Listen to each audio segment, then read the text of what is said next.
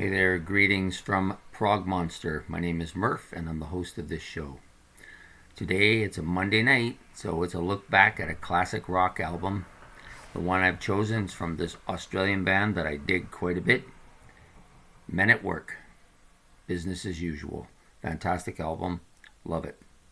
So we're here to talk about this album today. The other thing about it too is I took it to work to look it over the other day and I cracked it.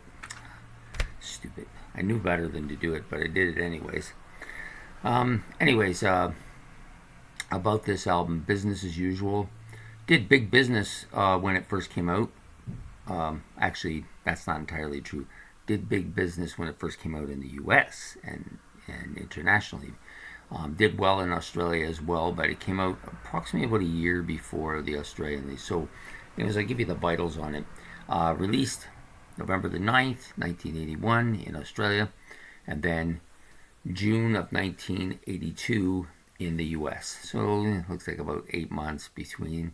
Did very well. I think it was in the top, or I think it was number one on the US Billboard Top 100 for, I want to say about 15 weeks.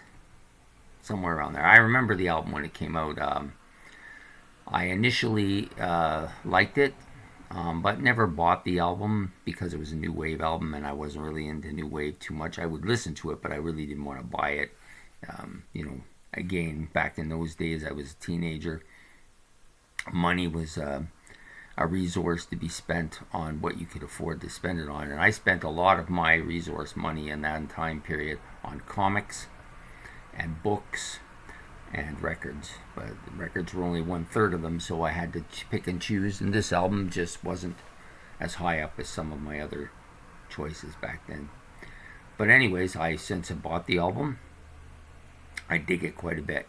Okay, the studio it was recorded at was Richmond Recorders in Melbourne, Australia.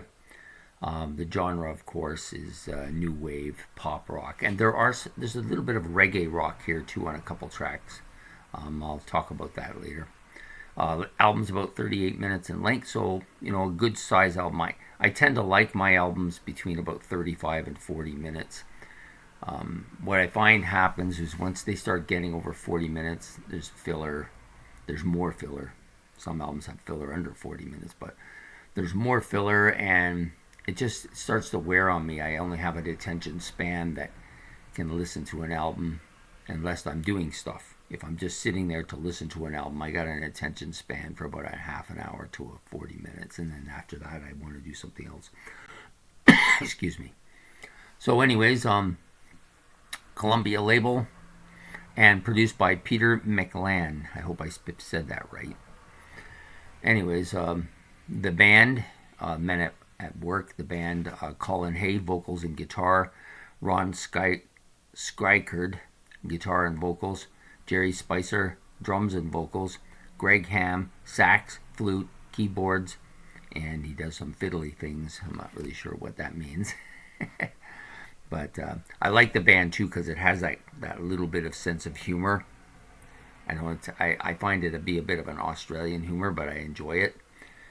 John Reese, bass and vocals, and Russ Tembler, he does a telephone and calculator somewhere here, but I'm not sure quite where that is.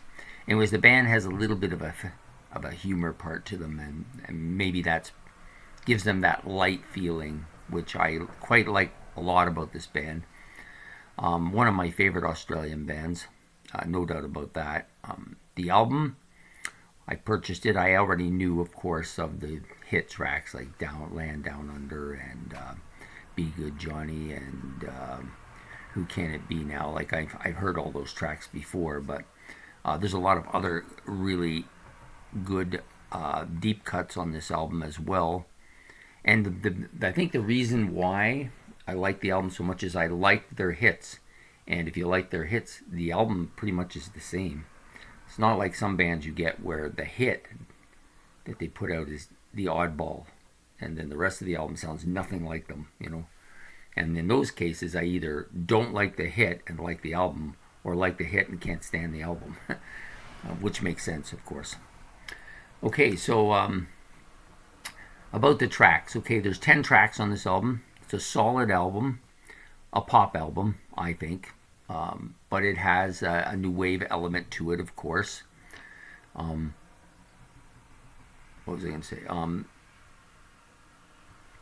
A little bit about each track. I'll do them individually because there's a little bit of something to say about most of the tracks on this album. The first song, Who Can It Be Now, of course, is one of their hits. I love the lyrics on this song, and the sax on this song by Greg Ham is fantastic. Sorry, I don't know why I get tired when I'm doing this. It's too involved, I guess. I'm just gonna fix my camera a bit. I feel like I'm too like having to duck under the camera's edge. Anyways, the number 2 song on this, another song I really like, I Can See It in Your Eyes. There's a little bit of harmony on here that I like. Every song has a little bit of something that's a little bit different, and this one has the harmony, and I like that quite a bit on this album. The third song, of course, is their big hit, Land Down Under. It's actually just called Down Under, but many people call it Land Down Under, but it's just Down Under. The vocals are unique. I love the sound of the vocals on here. They're different than the rest of the album, I think. I'm not really sure what the difference is, but it's distinct with this particular song. The story's a bit quirky. That's one thing about this band I like, is their lyrics are good. They all tell a little bit of a story, which is easy to follow, but interesting. And of course, I like the beat, and the flute on here is really good as well. Although they did take a bit of heat, and I think they actually lost in court plagiarism on the flute part. I don't know exactly what the results were. They may have lost the rights to the song completely, or at least a large percentage of it. I'm not really sure. And that came about years after the album came out. So I read a little bit about it, but I didn't follow it too much. Okay, the next song, Underground, another track I really like. There's about six or seven on here I really like. And this is another one, Underground. I like the bass riff at the beginning of this song quite a bit. It's not really technically or instrumentally very sophisticated. It's just, I just like the riff. And I like the beat, the whole beat of this, the beat of the song and the track. It's one of their better tracks, let's put it that way. Then we come to this song, Helpless Automation, which is, I don't dislike the song. It's not one of my favorite tracks on the album. I wouldn't rank it in the top 7 or so on the album, but the vocal bit is a bit static, I guess is a good word for that. And it has this kind of Devo feel to it. Like I feel like I'm listening to some Devo track a bit during parts of the song. And it's not that I dislike Devo, but it's just a little bit different, I guess. That's the way to put it. People just love to play with words. I love the sax on this song, really catchy and supports the vocals very well. Because it's a bit of a catchy riff, and the sax is part of that riff. And the vocals, of course, are good on this as well. Vocals on most of the tracks on here are pretty strong. I like most of it. I like Colin Hayes' voice. He's got a very interesting voice. Okay, my favorite track is Be Good Johnny. For some reason, I love this track. It's one of my favorite tracks from this group. It also has made my shower list now, so that means that it's iconic and will be remembered forever. How long it stays on that, I don't know. Some songs come and go there, but they make reappearances. Once they make it to the shower, man, they're in Lake the Flynn with a great big grin, as they say. I like the lyrics. They're kind of goofy and kind of that Australian humor, which I dig quite a bit. The keyboard intro is really good. I like the keyboard intro to this song quite a bit. And of course, Colin's Aussie accent is accentuated on this song if you want. And I really like it quite a bit. Okay, the next track, Touch the Untouchables, is not one of my favorite tracks on the album. Probably one of the weaker sisters, in my opinions. It might even be, some people might say it's a filler. Yeah, maybe I'll go with that. The guitar opening is pretty good as well, but it's pretty good on the song. The ninth song, more of the same, a little bit of a filler, but the only thing about notable about Catch a Star, the ninth track, which is it has this kind of a reggae feel to it.